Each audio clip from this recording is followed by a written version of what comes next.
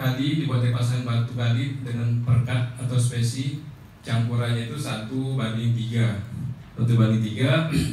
Nah, jika terus untuk dimensinya tadi sudah sampaikan ya, selain beban di atas dan juga daya dukung tanah serta kondisi daerah setempat ya.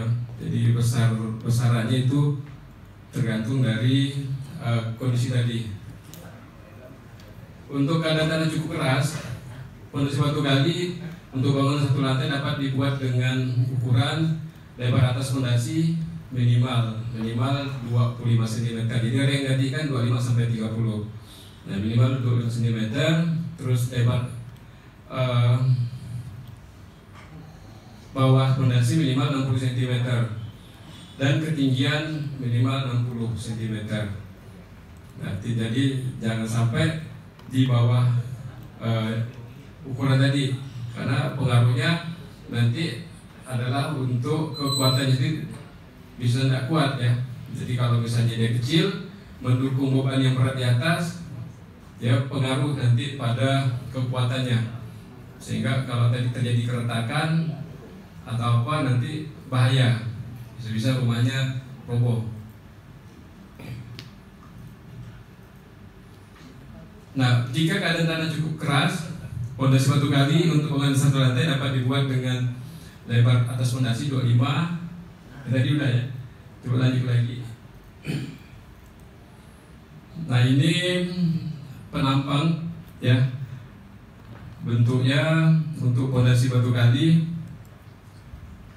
bangunan satu lantai dengan ukuran atau dimensinya lebar atas 30, lebih kurang 30, lebar bawah lebih kurang 60, dan tingginya lebih kurang atau minimal 60 cm.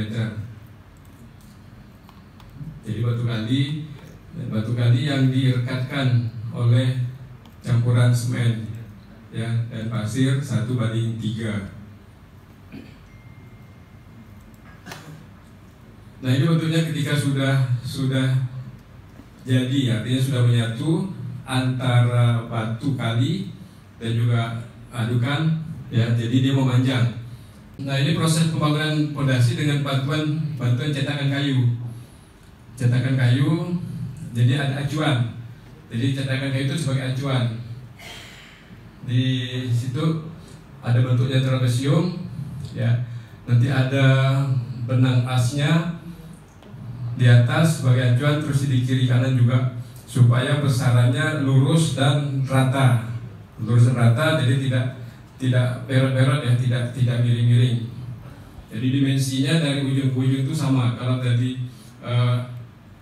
bagian atasnya, fondasi atasnya 25, bawah 23, dari ujung ke bawahnya 60, dari ujung sini sampai ujung sana itu sama.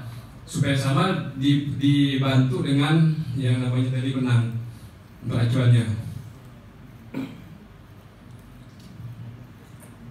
Nah, ini bentuknya untuk apa namanya cetakan atau mal dengan bentuk trapesium ya, dengan bentuk trapesium seperti ini.